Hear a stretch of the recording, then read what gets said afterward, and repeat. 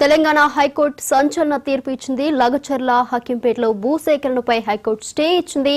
Notification రద్దు చేసిన high court భూసేకరణ ఆపాలని హైకోర్టు ఆదేశాలు జారీ చేసింది.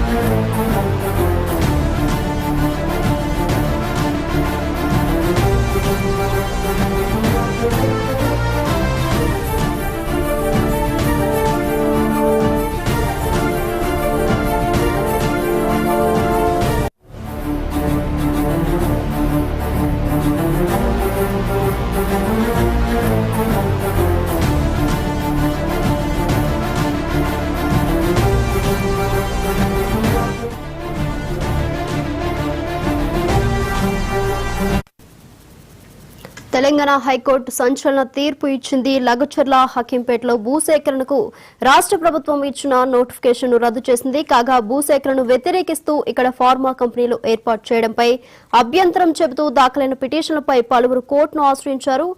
ఆయా ప్రాంతాల్లో భూసేకరణ సమయంలో ఆందోళన జరిగి పలువురిపై కేసులు కూడా నమోదైన సంగతి తెలిసిందే.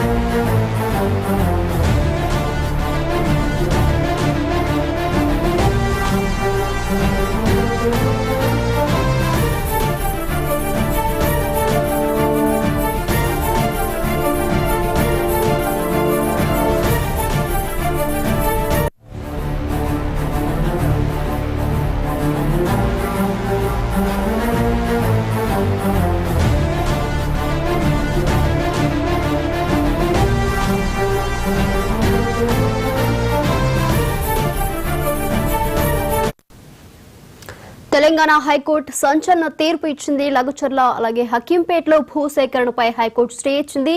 నోటిఫికేషన్ రద్దు చేసిన హైకోర్టు భూసేకరణ ఆపాలని హైకోర్టు ఆదేశాలు జారీ చేశారు. దీనికి సంబంధించి మరింత సమాచారం మా స్పెషల్ కరెస్పాండెంట్ శ్రీకాంత్ ఫోన్లో అందిస్తారు. శ్రీకాంత్,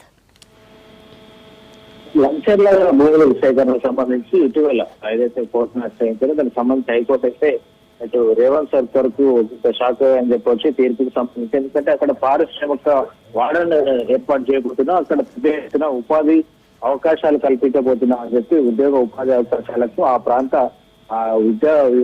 నిరుద్యోగులకు వరంగా ఉండబోతుంది. అక్కడ ఇండస్ట్రీ స్థాపించాలని చెప్పి ప్రభుత్వం నిర్ణయం తీసుకున్న ఇటీవల నోటిఫికేషన్ విడుదల కూడా చేయడం జరిగింది. భూసేకరణ కోసం ఇప్పటికీ ఆ ప్రక్రియ కూడా ప్రారంభమైంది. గతంలోనే లగచర్ల భూములకు సంబంధించినటువంటి భూసేకరణకు సంబంధించి అక్కడ ఏదైతే ప్రజలతో ప్రజాభిప్రాయ సేకరణకు వెళ్ళినప్పుడు అక్కడ కలెక్టర్ పైన జరిగిన దాడి కావచ్చు, అక్కడ తర్వాత జరిగిన పరిణామాలు, తర్వాత అరెస్టులు, లగచర్లకు సంబంధించిన రైతుల అరెస్టులకు సంబంధించి చూసుకోవచ్చు.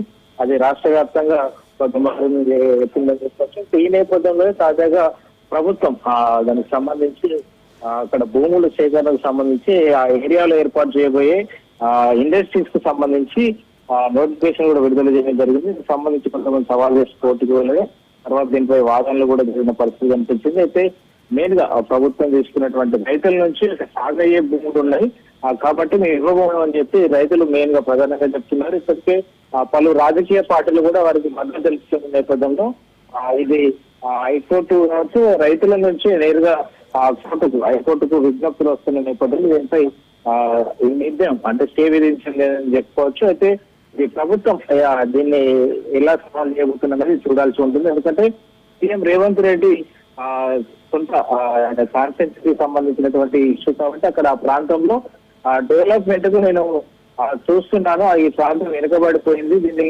అభివృద్ధి చేయాలంటే ఇక్కడ కొత్తగా ఇండస్ట్రీ తీసుకురావాలనేది నా లక్ష్యం. నా ప్రాంతాన్ని నేను అభివృద్ధి చేసుకోవాలి అనేది ఆయన పలుమార్లు ప్రస్తావించారు.